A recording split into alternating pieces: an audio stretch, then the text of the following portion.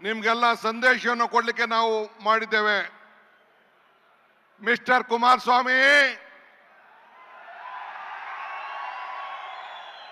Mister Ashoka, mister Vijendra, ನೀವು 170, 180 ಜನ ಶಾಸಕರುಗಳನ್ನ ಹಿಂದೆ ಕರ್ಕೊಂಡು ಆಪರೇಷನ್ ಲೋಟಸ್ ಮಾಡಿ ಅನೇಕ ಸರ್ಕಾರಗಳನ್ನ ತೆಗೆದುಹಾಕಿದ್ರಿ. ಕುಮಾರಸ್ವಾಮಿ, ನಿನ್ನ ಮುಖಂಡತ್ವದಲ್ಲಿ 19 ಸೀಟ್ ಮಾತ್ರ ಗೆಲ್ತು. ಈ ಡಿ.ಕೆ. ಶಿವಕುಮಾರ್ ಮುಖಂಡತ್ವದಲ್ಲಿ ಅಧ್ಯಕ್ಷತೆಯಲ್ಲಿ 136 ಸೀಟ್ ಗೆದ್ದಿದೆ. ಈ ಬ್ರಿಟಿಷ್ ಅವರು 200 ವರ್ಷ ಆಳಿದ್ರು ಕೂಡ ಈ ಕಾಂಗ್ರೆಸ್ ತೆಗೆದಾಕಕ್ಕಾಗ್ಲಿಲ್ಲ. ನಿನ್ನ 19 ಸೀಟು ಈ ಬಡ ಜನತೆಯ ಶಕ್ತಿ, ಈ ಕಾಂಗ್ರೆಸ್ ಶಕ್ತಿ. ಇದನ್ನ ನಿನ್ನ ಕೈಲಿ ಇನ್ನ 2 ಜನ್ಮ ತಾಳಿದ್ರು ಕೂಡ ನೀನು ಬಿಜೆಪಿಯವರು ಸೇರ್ಕೊಂಡು ಏನೇ ಕುತಂತ್ರ ಮಾಡಿದ್ರು ನಿನ್ನ ಕೈಲಿ ಮಾಡ್ಲಿಕ್ಕೆ ಸಾಧ್ಯ ಇಲ್ಲ. ಇವತ್ತು ಸಿದ್ದರಾಮಯ್ಯನವರ ರಾಜೀನಾಮೆ ಬೇಕಾ ನಿನಗೆ? ಏ ವಿಜೇಂದ್ರ, ಅಶೋಕ, ನಿನಗೆ ರಾಜೀನಾಮೆ ಬೇಕಾ? ಕಲ್ಲು ಬಂಡೆ ಅಂತ ಹೇಳಿ ಮಾಧ್ಯಮದವ್ರು ಹೇಳಿದ್ರು. ಕಲ್ಲು ಪ್ರಕೃತಿ, ಕಡದರೆ ಆಕೃತಿ, ಪೂಜಿಸಿದ ಸಂಸ್ಕೃತಿ. ಈ ಬಂಡೆ ಸಿದ್ದರಾಮಯ್ಯನ ಜೊತೆ ಇದೆ. ಈ ಮಾತನ್ನ ಈ ಸಂದರ್ಭದಲ್ಲಿ ಹೇಳಲಿಕ್ಕೆ ನಾನು ಬಯಸ್ತಾ ಇದ್ದೇನೆ.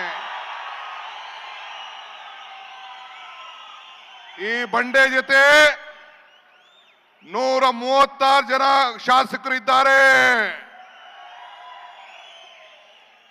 1,80,00,000 ಜನ ಮತದಾರರು ಏನು ಮತವನ್ನ ಕೊಟ್ಟಿದ್ದಾರೆ. ಆ ಮತದಾರರು ಸಿದ್ದರಾಮಯ್ಯನ ಜೊತೆ ಇದೆ. ಇದನ್ನ ತಾವು ಗಮನದಲ್ಲಿ ಇಟ್ಕೊಳ್ಬೇಕು. ಆದ್ರಿಂದ ನಿನ್ ಕೈಲಿ ಏನು ಮಾಡ್ಲಿಕ್ಕೆ ಆಗುದಿಲ್ಲ. ಇತಿಹಾಸ ಗೊತ್ತಿದ್ಯಾ? ಬಾಬಾ ಸಾಹೇಬ್ ಅಂಬೇಡ್ಕರ್ ಹೇಳಿದ್ದಾರೆ, ಇತಿಹಾಸ ಮರ್ತವನು ಇತಿಹಾಸ ಸೃಷ್ಟಿ ಮಾಡ್ಲಿಕ್ಕೆ ಸಾಧ್ಯ ಇಲ್ಲ ಅಂತ ಹೇಳಿ.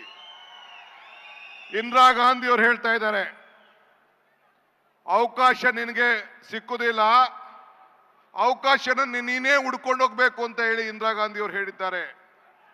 ಹಂಗೆ ನಮ್ಗೆ ಈ ನಿನ್ನ ಪಾಪದ ಯಾತ್ರೆಯನ್ನ, ಪಾಪ ವಿಮೋಚನೆ ಯಾತ್ರೆಯನ್ನ ಮಾಡಿ ನಿಮ್ಗೆಲ್ಲ ಶಕ್ತಿ ತುಂಬುವಂತ ಕೆಲಸನ ಬಿಜೆಪಿಯವರು, ಜನತಾದಳವರು ಮಾಡಿಕೊಟ್ರು. ಅದಕ್ಕೆ ಅವ್ರಿಗೊಂದು ಕೋಟಿ ನಮಸ್ಕಾರ ಹೇಳಲಿಕ್ಕೆ ನಾನು ಬಯಸ್ತಾ ಇದ್ದೇನೆ. ಇವತ್ತು ಪಾರ್ವತಿ ಸಿದ್ದರಾಮಯ್ಯನವರ ಧರ್ಮಪತ್ನಿ. ಆ ಹೆಣ್ಣುಮಗಳಿಗೆ ಅವ್ರ ಅಣ್ಣ ಒಂದು ಜಮೀನನ್ನ ಖರೀದಿ ಮಾಡಿಬಿಟ್ಟು ಅರ್ಶನ ಕುಂಕುಮಕ್ಕೋಸ್ಕರ ಹೆಣ್ಮಕ್ಳಿಗೆ ಒಂದು 3 ಎಕರೆ ಜಮೀನನ್ನ ಕೊಡ್ತಾರೆ. ಬರೀ 3 ಎಕರೆ ಜಮೀನನ್ನ ಕೊಡ್ತಾರೆ. ಮೂಡಾರವರು ಅಕ್ರಮವಾಗಿ ಆ ಜಮೀನನ್ನ ಒತ್ತಾಯಿಸ್ಕೊಳ್ತಾರೆ. ನೀವು ನಿಮ್ಮ ಮನೆ ಹೆಣ್ಮಕ್ಳಿಗೆ, ನಿಮ್ಮ ತಂಗಿದೀರ್ಗೆ, ನಿಮ್ಮ ಅಕ್ಕದಿರ್ಗೆ ಏನೋ ದುಡ್ಡೋ ಚಿನ್ನನೋ ಕಾಸೋ ಜಮೀನೋ ಕೊಡ್ತೀರಿ.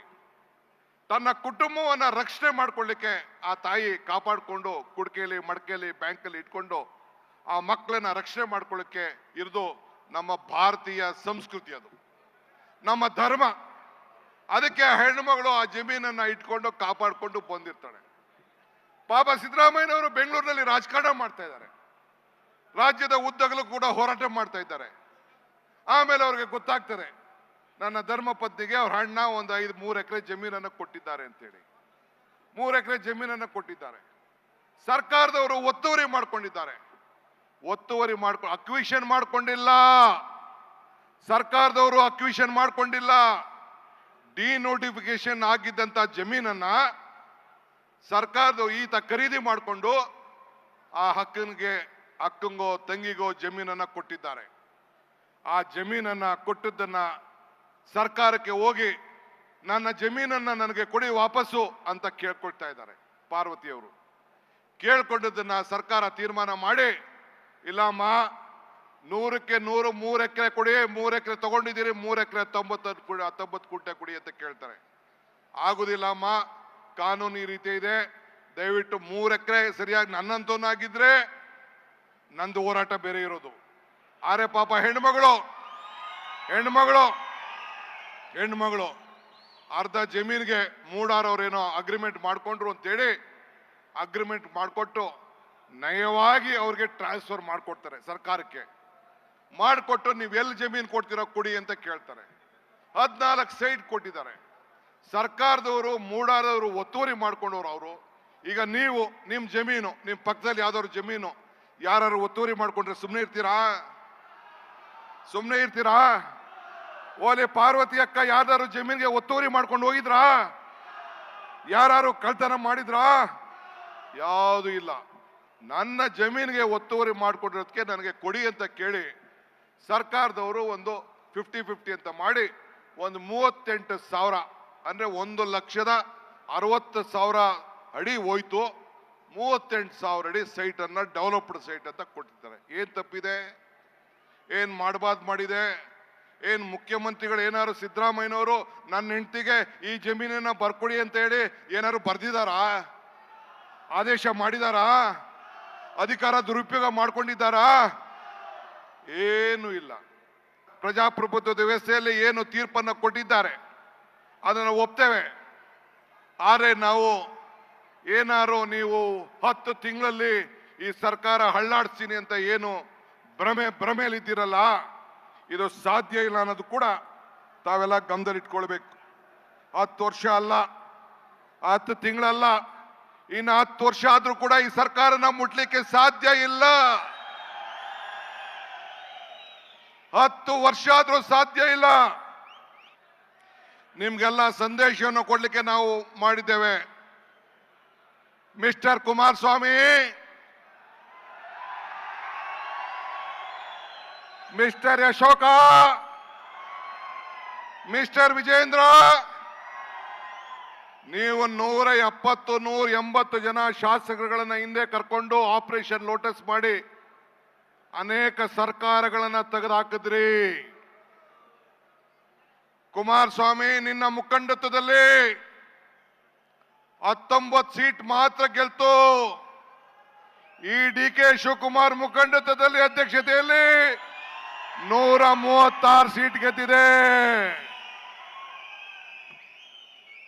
ಈ ಬ್ರಿಟಿಷ್ ಅವರು 200 ವರ್ಷ ಆಳಿದ್ರು ಕೂಡ ಈ ಕಾಂಗ್ರೆಸ್ ತೆಗೆದಾಕಕ್ಕಾಗ್ಲಿಲ್ಲ. ನಿನ್ನ 19 ಸೀಟು ಈ ಬಡ ಜನತೆಯ ಶಕ್ತಿ, ಈ ಕಾಂಗ್ರೆಸ್ ಶಕ್ತಿ. ಇದನ್ನ ನಿನ್ನ ಕೈಲಿ ಇನ್ನ 2 ಜನ್ಮ ತಾಳಿದ್ರು ಕೂಡ ನೀನು ಬಿಜೆಪಿಯವರು ಸೇರ್ಕೊಂಡು ಏನೇ ಕುತಂತ್ರ ಮಾಡಿದ್ರು ನಿನ್ನ ಕೈಲಿ ಮಾಡ್ಲಿಕ್ಕೆ ಸಾಧ್ಯ ಇಲ್ಲ. ಇವತ್ತು ಸಿದ್ದರಾಮಯ್ಯನವರ ರಾಜೀನಾಮೆ ಬೇಕಾ ನಿನಗೆ? ಏ ವಿಜೇಂದ್ರ, ಅಶೋಕ, ನಿನಗೆ ರಾಜೀನಾಮೆ ಬೇಕಾ? ಕಲ್ಲು ಬಂಡೆ ಅಂತ ಹೇಳಿ ಮಾಧ್ಯಮದವ್ರು ಹೇಳಿದ್ರು. ಕಲ್ಲು ಪ್ರಕೃತಿ, ಕಡದರೆ ಆಕೃತಿ, ಪೋಷಿಸಿದ ಸಂಸ್ಕೃತಿ.